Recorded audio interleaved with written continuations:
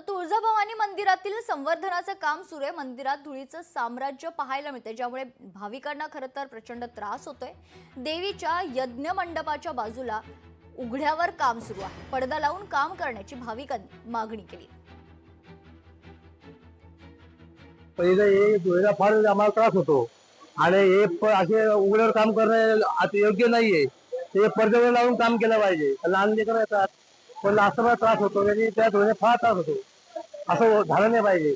भाविकांची पण काळजी घेतली पाहिजे प्रशासनाने। आणि या धुळीचा आम्हाला खूप त्रास होतो। सगळ्यांची लहान पोरं आम्ही सगळेजण, त्यामुळे खूप त्रास होतो। त्याची दक्षता घ्यावी पाहिजे। काय सांगणं तुमचं म्हणजे सगळ्या भाविकांना त्रास होतोय ना, तर सगळं धूळ नाकात तोंडात सगळीकडे जाते, त्याची दक्षता घ्यावी, काळजी घ्यावी। लोकशाही मराठी ऐका, पहा, जागरूक रहा।